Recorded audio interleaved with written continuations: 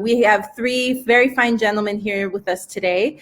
My name is Renee. I'm going to be hosting this and kind of guiding us through so that we don't get sidetracked, because one of the things I've noticed is that when you have a lot of smart guys in the room, it gets very technical very quickly. And at the end of the day, we all want to know what's going on. So that's going to be my job. I have the very great pleasure of introducing to you the three gentlemen who will be joining us today. So we've got three guys from three completely different sectors. So one of the guys we got is actually Balint Toth. He's the project manager for future mobility at TÜV Rheinland. TÜV Rheinland is important because they actually verify and certify very many vehicles all over the world. They have a lot to do with our mobility, especially here in Europe and in Central Europe, and you know what we're allowed to do and not allowed to do. Another person who's going to be on this call is Andreas Lauchinger. Andreas Lauchinger is the CEO of Control Technology, also one of the Bosch startups here at Plug and Play's Expo 10. And we also have Stefan Kriese. Thank you, Stefan, for joining us. I hope it's all working out now. Stefan Kriese is the head of Bosch Competence Center for Vehicle Safety.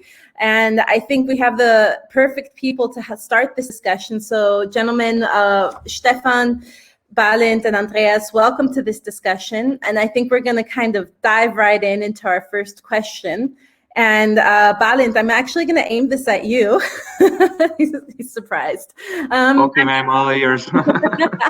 I'm actually going to aim this at you. I'd love if you guys could keep your microphones on as well, just to make sure that the discussion stays lively. What are the key factors to TÜV Rheinland regarding the autonomous systems? Like, how do you validate and verify? Like, can you kind of walk us through that? Okay. Thanks. It's a very strong question at the beginning. Thank you for that, but I try to answer it. So key factors, good question. When we are talking about the key factors, we need to keep in mind that which is the most important thing is safety. So safety first, always first, we can say. But what does it mean regarding to autonomous vehicle? Of course, we can thinking about the safety first from the testing point of view, which is always a necessary thing. But the other hand, we can thinking on that safety, what autonomous vehicle can bring us in the future. In transportation. And I think one of our most important topic of our here in TÜV Rheinland is to try to provide somehow the good or the best inputs for this safety. How can these vehicles designed and used on the roads safety? And our main goal is always to help this vehicle to reach the Vision Zero. I think you already know, or most of you can know what is Vision Zero. But when we are talking about Vision Zero is the zero human fatalities in traffic and in transportation. And it's an interesting topic, because when we are talking about testing by TÜV, we are one of our core competence is always the regulation conformity. We have to check the vehicles if they are ready to pass the regulations and so on. But the problem is how is that done? How is the vehicle checked? Like, is there some sort of like automatic system check, or like do we have someone walking through like ticking off the boxes? Like how can we imagine this check happening? Yes, good question. Yeah, we also can talking about we also sometimes ticking only just the paragraph it's working or not. But of course we need a lot of testing procedures where we need to in which we need to check the vehicles if it can pass these scenarios or use cases or not. And the problem is when we are talking about autonomous vehicles is that maybe you know that there's a lot of regulation for automotive industry or for vehicles. We have regulations from lamps through steering, braking, even up to some new ADAS features and functionality.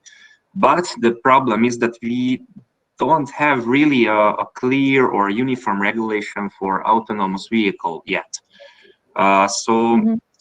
First, I think when we are talking key factor, this is something what we try to provide. I mean, the regulation. So we need to try to provide help suggestions through our testing methods and evaluations to the authorities, maybe to the decision makers in the UN to help to facilitate the right creation of the registration and regulations. It's a long road to get that policy to get that yes, policy yes, out and about. yes. But And I would actually like to take that point, roads. And I would like to take that point and kind of jump over to Stefan. Stefan, your company is taking steps to introduce more autonomous systems. Now, I can imagine not quite having a full guideline on how to introduce them to the road could be tricky. What roadblocks do you have, or what are your biggest roadblocks? Oh, Stefan, you're still on mute. Sorry.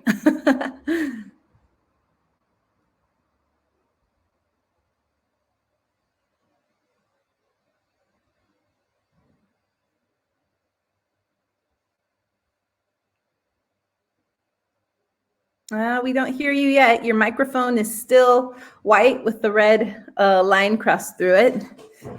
Okay, but you know what? While you figure that out, maybe we'll jump over back to Balint in the meantime. We can figure that out. I know it's always a bit tricky with these virtual webinars. Luckily, this is probably going to be one of the last ones for all of us. So yay for that. And in the meantime, Balint, like we were talking about how you verify systems and functions, and how is a system like ADAS, for instance, currently verified? Like what can we imagine there when we're talking about a simple ADAS system? Although I'm sure it's not quite that simple. Okay. So I can answer this question, but before that, just a hint for Stefan that I also struggling with this microphone problem because I was double muted by anyway, once in the software and once on my keyboard. So maybe this could be a solution. But back to your question, it's basically two questions because I not really answered your first regarding verification and validation, and after that maybe we can talk about how these ADAS functions or maybe autonomous vehicles are checked. So first, when we are talking about verification and validation, it is always an interesting topic because in first by validation you want to check if your system is comply with your imagination, what your design there, and the verification is when you are checking that this is also working in real world or in real circumstances. And I know there is a lot of company and even I think in TÜV we are dealing with simulation methods which could be used very well for validation methods. However, I'm not the right guy for that, but so I'm more than a proving ground guy and not a simulation guy. So, but I can talk a little bit about the verification that we can do in the proving run. So. So I think because end of the day, even if you have good simulations, you will need real world tests and test between real conditions and environment. And yeah, in this is the point where I can change your other question regarding how these systems are tested. Yeah, ADAS systems. First, I think a few words about the ADAS system. I think most of the people from the audience already know what is ADAS, but those are the advanced driver assistance systems, and there are different kind of ADAS systems. That there are ADAS systems is like the okay, ADAS systems are because ADAS is Yeah. but sorry, ADAS function, rather say either ADAS function or ADAS features. So when we are talking about that, there are some functions that are warn you if you have some trouble during the driving. So for example, when you have a potential forward collision situation, then you can get a forward collision warning. But in this case, this is only a warning. This is the same with the lane departure warning. When you are trying to depart from starting to depart from the lane, you have this warning sign and you can grab the steering wheel and go back the lane. But there are some functions, and this is important. And these functions sometimes can have influence on the steering or even the braking. So on the movement in lateral or longitudinal positions or directions on your vehicle. And in this case,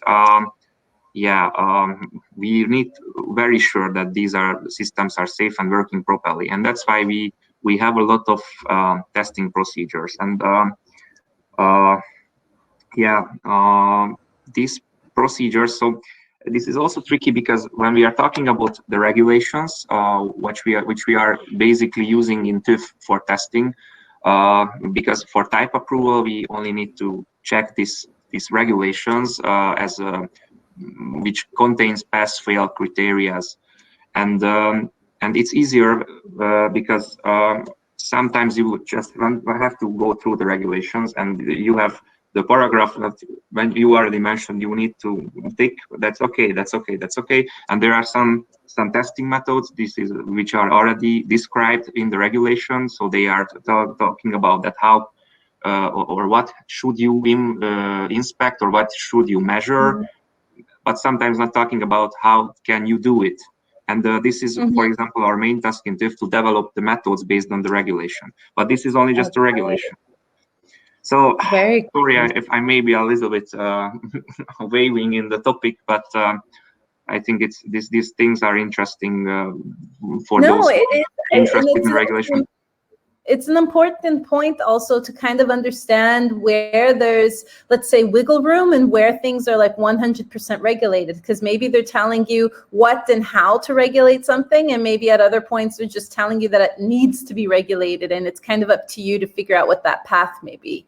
And that's very exciting insight, and I think that's also going to help the people listening in who are working on autonomous vehicles, who are interested in the topic, kind of figure out, you know, where that wiggle room is and what we can actually do. Stefan, do we have you here with us yet? How's your microphone situation going? You're still on mute. Okay. In the meantime, let's jump over to Andreas. Andreas, we'd love to hear from you as well. So we were talking about how these systems, you know, are verified, the legal aspect of it and the regulations. Maybe you can tell us a little bit about how control fits into this picture. Oh, Andreas, you're on mute as well. Is everyone on mute? My goodness.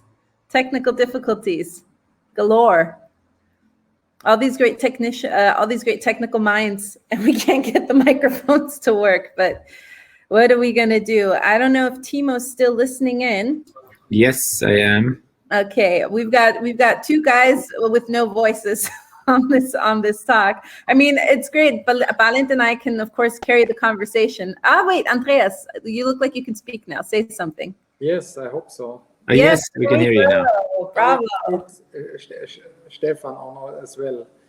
Stefan is also, his Stefan system, it says, tells him that he's unmuted. However, he appears as mute on my screen. So yeah, that was with me, just maybe to help him a little bit here, because I feel sorry for, I couldn't unmute myself. So someone had to do that for me, because was always unmuted on my side. Maybe that's for Timo.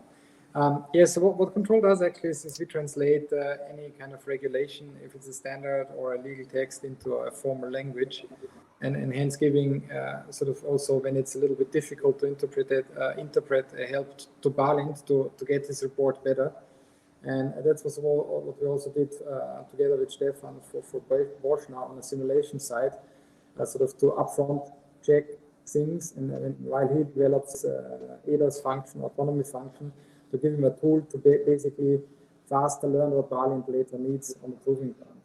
And I think that was, at least for us, exciting to see. And I'm really looking forward to next week, where we are actually on a proving ground with Balint, to see how we perform in a real car. Oh, so we're going to be able to see a real live demo of these systems and how they're basically checked by control, or maybe even controlled by control, if you will. Not controlled, yeah. We are the drive instructor for ADAS functions and autonomy functions, and so we only give a feedback if something is okay or not okay. Ultimately, always the nominal path planner does the final decision making, because that's where we are. And for us, it's important that I think the integration of sort of autonomy functions and also manual driven cars is working. And we all sort of, you know, I always say when you're 18 plus minus, give and take, you do a driving license in order to be, so that you have the approval that you can do your stuff correctly. And we do the same thing for the machine, or basically a very complex system that is deployed on the road. So I think that's exciting. This is really like a digital driver's license for the machines, and they're continuously being picked up on. Exactly.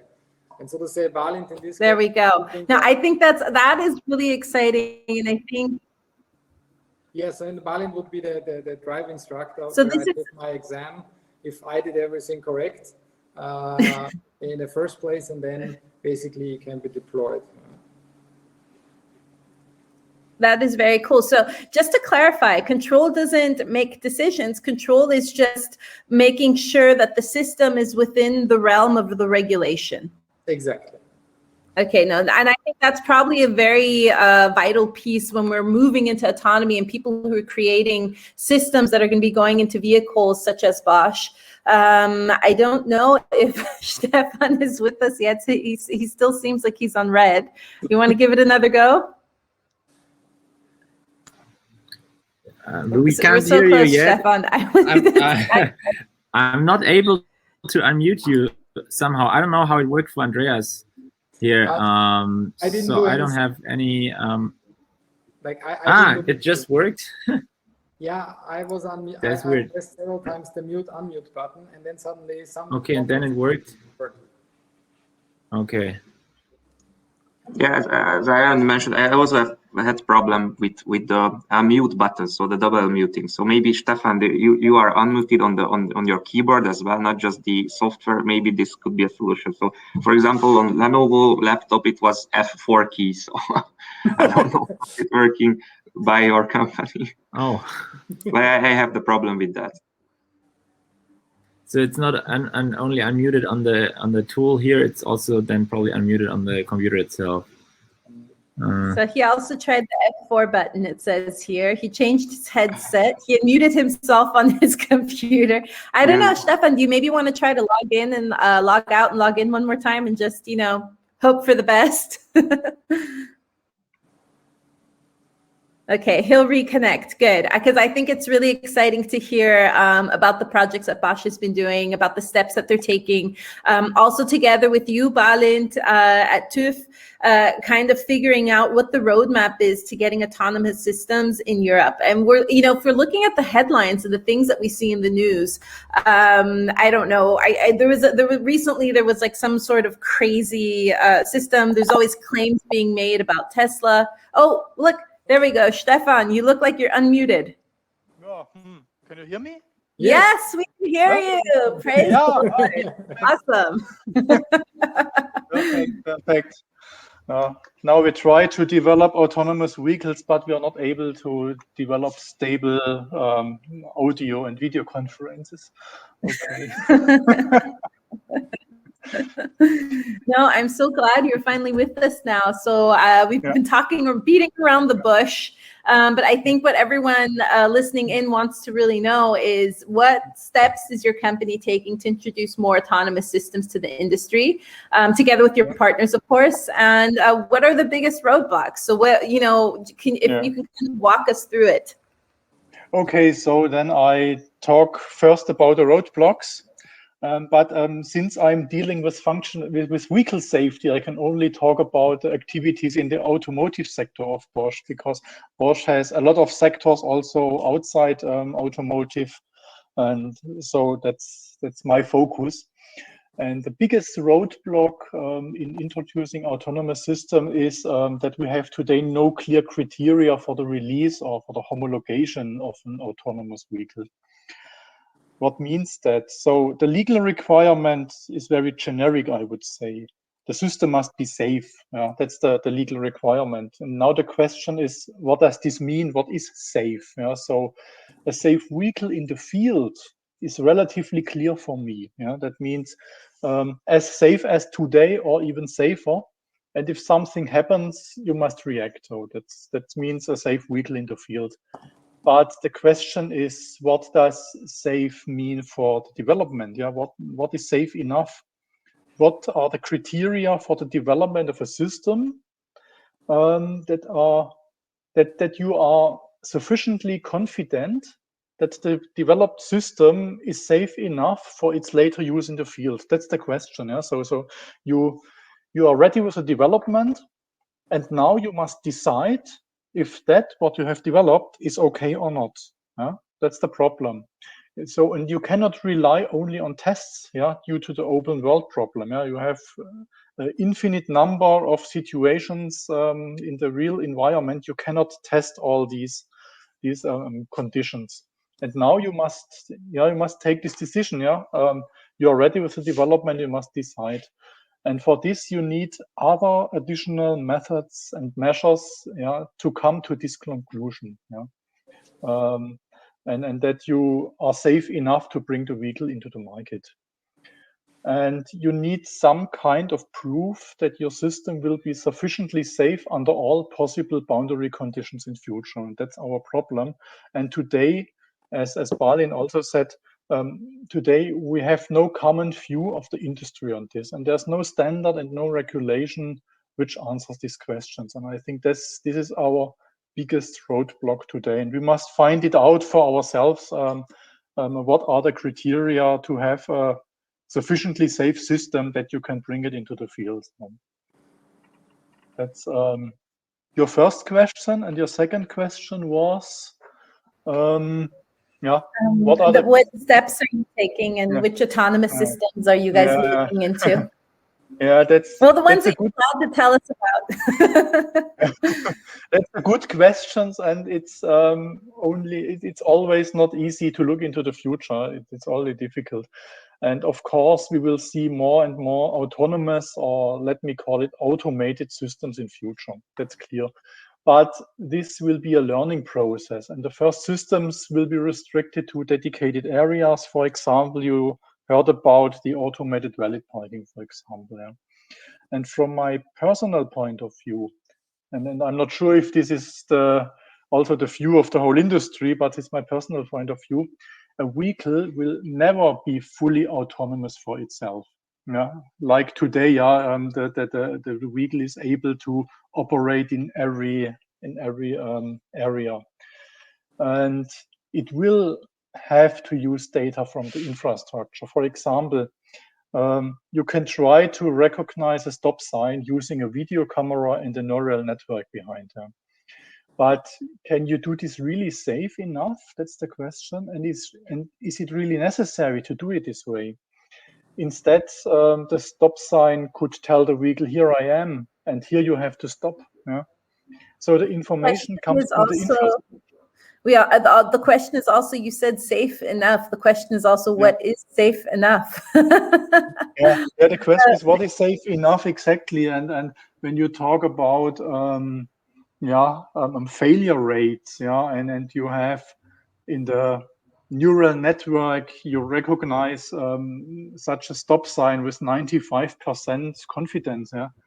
That's not enough for safety. You need 99.9999%, yeah, and that's the problem. And and here we have also the problem that we have not this criteria what is safe enough. And maybe you can make it more safer when you use data or information from the infrastructure. When the stop sign tells you here is a stop sign, yeah, then you don't have these insufficiencies of the sensors of your vehicle, yeah, or other insufficiencies. And on the other hand, you cannot rely fully on the infrastructure. Yeah, you must have some kind of emergency procedures in your car. So when the infrastructure information does not come, is not provided, the vehicle must be able to operate in a safe mode. Yeah. And so the safety of the vehicle will be distributed, I would say, between the vehicle and the infrastructure. And at least some kind of plausibility checks, yeah, of the data from the infrastructure will be necessary. And so I would say in future, the vehicle will be part of a bigger ecosystem where the vehicle itself may be only an actuator. Yeah? And we as Bosch, we must understand these ecosystems, and we must derive the necessary requirements for our products and systems, or whatever they will be. So I think it's not clear where our business will be exactly in future, because the business models, I think, are not fully clear now, how the ecosystem works and how we build a safe system in this ecosystem. But we must able to understand it. I think that's the challenge for everybody in this business, able to change the ecosystem and find out, okay, what are the conclusions for your products. So and here we are working on, I would say. So, and of course, yeah, you can not do it without any pilot projects. You need some pilot projects where you can try out and where you can figure out what is needed and what works and what not. Yeah, this is where I hope we can support you a little bit by at least, analyzing legal language and say when the lawmaker said it's no more safe. So that was the interesting finding for us. Yeah. A lot of things are very well hidden, and it will not cover everything, but we've learned also in working with you that sometimes some things are defined. So I think what we've also learned as a challenge is reading everything and understanding and putting in a database is very complex. So I'm not surprised that no one has attempted to read everything by now, because it's really a major effort. Yeah, and the lawmaker makes it easy. Yeah, so lawmaker says, okay, build a safe system. Yeah, and if it's at the end not safe and something happens in the field, then the lawmaker say, okay, you haven't fulfilled the requirement, and then the manufacturer has the problem. Yeah? So I think the lawmaker will not give us so detailed requirements what to do and what not to do. Yeah, so. The regulation will be very generic in future. So, and then we as industry, we must find out how we can implement it. And this could lead to more detailed legal requirements. But I think the input must come from our side. I fully agree, because only also the industry can say, and that's what we have also seen, what is possible at all, right? Because that's, I think, one major challenge also. What can you actually do and what can you not do? Because a human is very different than a machine, but they need to coexist, working actually, right, safely. Yeah.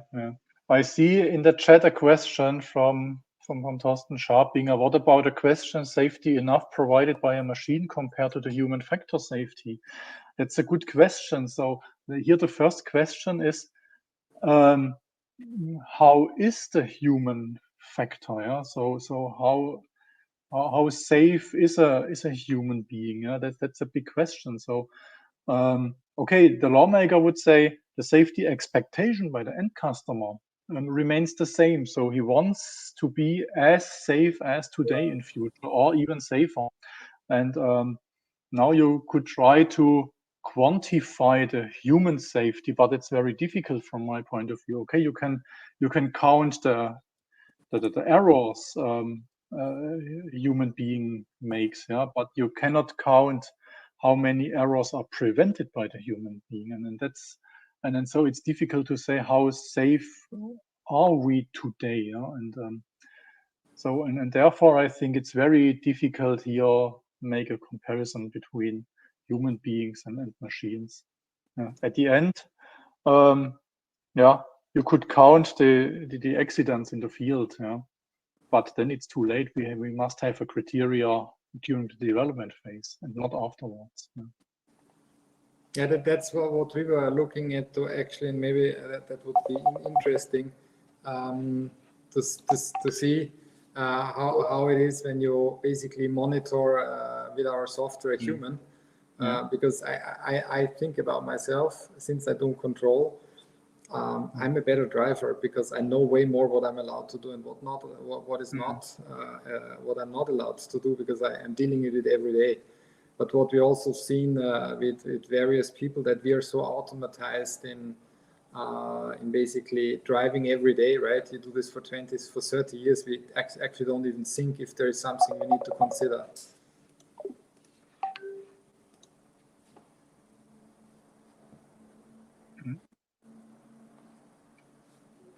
Okay. So now René is muted. Yes, so now we have another maybe issue there.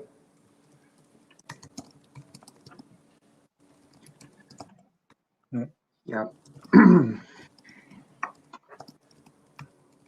Balint, what do you think? Is this correct, my assumption that the legal requirements will be on a very generic level? Or do you think they will become more concrete regarding autonomous vehicles? Yes, it's a very good question. So, for example, yeah, I'm also just thinking on a good example to bring to the table. So, when, for example, when you are reading the new regulation, which is regarding to ARKS, this is an automated lane keeping system, we can say. So this is a new regulation number 157, and yeah, there are clear functions and things that how the function and where the function need to be reacted. But when you're going, for example, to the details regarding to the performance of the system, or even from testing point of view, you are not able to find the exact values which can give you a pass-fail criteria, for example. So you rather find their ranges, and then because this system's also partly automated or could be act like an automated system. Yeah, the answer is for your question is already seen in this regulation too, that maybe in the future this will be rather generic and not as black and white. For example, some regulation regarding to headlights or braking systems. So yeah, I agree with you in this currently, but based on our doing here and how we are developing our methods and or testing procedures for even for these regulations, we will see. Maybe we can also define define suggestions which can be provided to the decision makers. How can they form the regulations in order to get a more accurate picture about what is okay and what is not okay. That's a very good point you're making, because that's where we had some conversations in this regard, and that's really working, because I think what they all have a hard time with is if we would say you need to change the regulation, there is not the regulation. I think sometimes if you add a detail and say this is technically not feasible or that doesn't work, but you can need to change it in this particular way, I think this input is very valid to them, because then they have a reason and a motivation to do something about it. But I think it's very hard. I mean, I've been in Vienna, and they say if you tell them, and I think it's not so much different in Germany. If you tell basically Merkel to change that law, that's a very big thing. And do you think that that's also a problem? Because there was the question here, what's safe enough? Is it safety enough provided by a machine compared to the human factor? Is that safe enough? I'm sure you guys were already touching on that.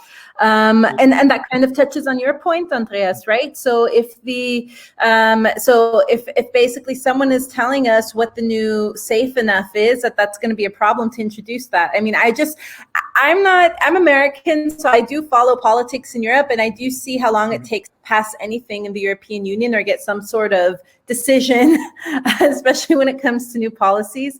And I think when it comes to the road, we humans have had over 100 years now of making rules and regulations and things that we think are safe, and we can stick by. The question is, what if the machine creates an algorithm or whatever for safety? How likely do you guys see that as a scenario? Do you see that as likely? What's your take on this? I'm gonna push it over to you, Stefan, because I'm sure you and Balint have completely different ideas. Yeah. So this question brings me back to the infrastructure problem, I would say.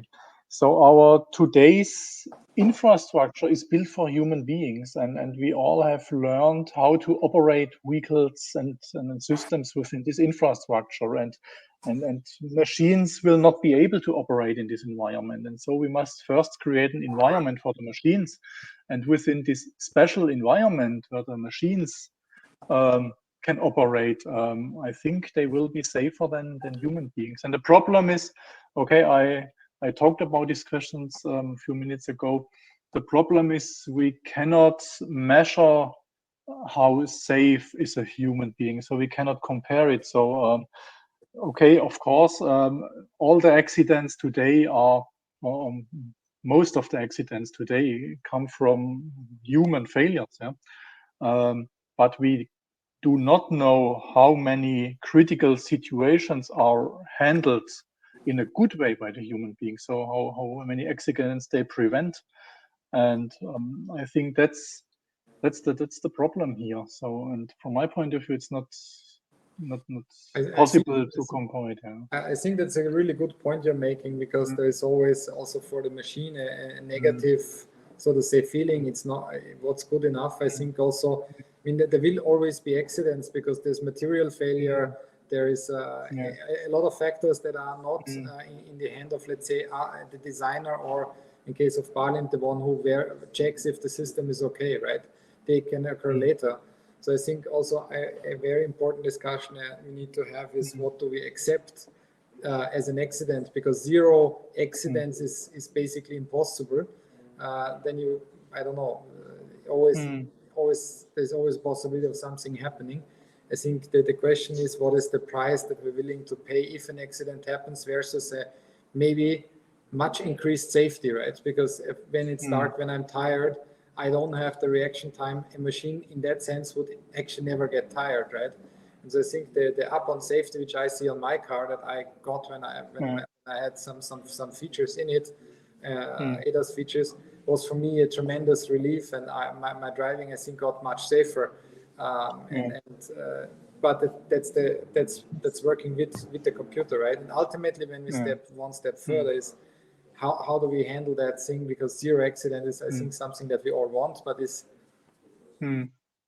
there is a lot 999s then that you need to add to your number, basically. Yeah, exactly. And so when a human makes a failure, then you could catch his driving license and the problem is solved, I would say. But if an autonomous system makes a failure, then all the vehicles have the same problem, and then you must be able to, and then you cannot,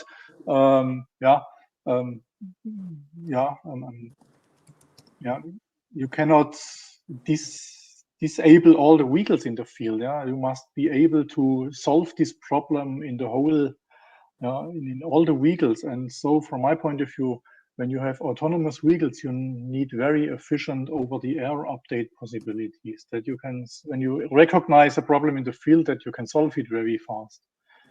Yeah, that's also an important aspect here. Yeah, and you as it's another point that you mentioned, that if a human is fails, then you can get or grab the driving license from him, but or from her. And of course, for example, this is a little bit not same because not by the accident or something like that. But for example, when you are thinking about the PTI, so the periodical technical inspection of vehicles, which have to do in every 2 years, and this could be also a very interesting topic from these new automated functions point of view, because it's very easy when you have the vehicle and the braking system is not okay on these tests, then you will, or the authority will grab your license or the vehicle's license, and until that will not fix the brake system, that you will not allowed to drive it legally on the roads. But what is the situation with these systems? So because as far as I know, then of course this is not checked right now, and as far as I know, I'm not sure if there is plan to be checked in the near future. So on the PTI inspections, if the ADAS functions safe enough. So So this is also which we have to be thinking on, that how can we ensure that even if the vehicle's other systems working, then the ADAS function will work also in the future. And there is a very important point that as you can see, there are new regulations for software updates and cyber security, and then this is a very hard topic, because this is already talking about that you need to ensure that after a software release, your vehicle will be safe enough or still safe, or the new release or new software will not influence the other behaviors of the vehicles which was already checked by in the type approval or something like that. So I think here also have some possibilities to check the vehicle system from periodically from safety point of view, but yeah, it's not easy. Yeah. Yeah. Cool. And I think now, since we're reaching our last 2 minutes of this discussion, it went by really quickly. I think just to summarize, so I was making a couple of notes while we were doing this. Just to kind of summarize, Balint, when it comes to automated functions and autonomous systems, etc., we're basically right now we have wiggle room. We're looking at where the road will take us, and we're trying to see what's possible, also in terms of what's being developed, what could actually work, and then creating a roadmap to kind of go along with that. Stefan, you said right now it's important to create not only just the systems, but also the environment. So there's another building block to that whole legislative side. And then we have Andreas, who's kind of like, if we're looking at control and the technology, it's kind of in the middle of all that, a little bit like glue, if I may say, just because it's capable of the functions not only of collecting what a vehicle or what a system should be doing and how it should be behaving and monitoring that, but also it has the capability of giving the feedback. So let's say someone like the creator of a vehicle or someone like a legislative side will know, is this vehicle behaving correctly, which is also interesting in terms of insurance to see, okay, if we have an autonomous or an automated system, a vehicle on the road, is it behaving correctly? And if not, if there was some sort of accident, what happened, and how can we pinpoint where the mistake happened? So I actually see a lot of really great things happening here. Stefan, you actually just finished up your POC together with Control. Do you see anything in the future? I know Balint, you guys are doing the demo in Zalazon now on the at the end of this month in Hungary. So anyone who wants to go to a real life demo event and see that, I'm sure the gentlemen here are very happy to give you those invitations. Maybe some last words of wisdom from each of you, starting with Stefan, then we'll take it over to Andreas, and then Balint, if you could round us up, that would be great.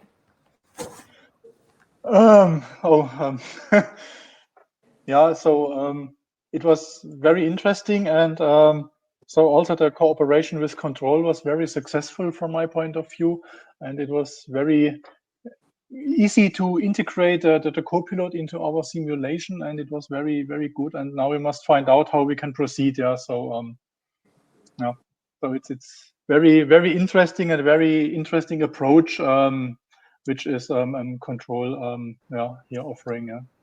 That's very cool. Andreas, what do you say to all of this? What are the next steps in your eyes?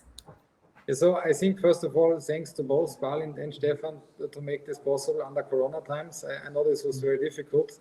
I'm not happy about talking about Corona, but I know we did a lot of things virtual, and I think that was a great also a team effort from both of you, and so that we also can do this next week's event and show that what we can do. And I'm really hoping that we have more solutions in that space, be it for cars or also for drones and other in the future, because I think it's something that helps us. And actually, in the end of the day, I see it personally as, that we can save lives, and I think that's the most important thing that we want to achieve. Balint, your last words of wisdom? Where we go? So, okay, thanks. I try to summarize. However, I'm not really cool in summarizing things, but of course, so back to the conversation, my messages or maybe my messages are that we need to provide inputs and everything for the regulations and reach that goals. How can we test vehicles in a safe way or ensure if they are safe? And this is a good connection point to the control system because I'm really excited this demo to see how this system will work on real time on the proving ground, which is a very complex environment. And I'm just looking there because I can see the smart city area of Salazon from my windows. So this is a nice place for the office as well. And but back to the point. So I think if this demo will success and our cooperation will be good, then I think we can in the future create a very good tool which can help us certificate and validate or verificate these autonomous features and how these automated vehicles drive on a safe way. So yeah, this is my final message, and thank you for this conversation as well. Well, that's awesome. I want to say thank you to all three of you for joining us today. For anyone interested in the live demo at Salazon that the guys have put together, please don't hesitate to reach out. It was an absolute pleasure to have you, Stefan. Getting someone in your position head of the Bosch Competency Center isn't that easy. So thank you so much for taking the time for kind of walking us through the process and getting us excited about things to come. Balint, you as well. I know you have a lot on your plate as a project manager for future mobility. I mean, you're just probably constantly testing and, getting us to the point where we can just like press a button, get picked up and go from A to B without a driver being in there. So I'm going to make you wholly responsible for that. And Andreas, thank you so much for putting together the technology that's going to be the connecting factor to make all of this possible. Thank you guys so much for being here. Thank you, Plug and Play, for letting us host this breakout session. It was an absolute pleasure. Take care. Bye-bye. Thank you, guys. Thanks, everyone. All the best. Take care. Bye.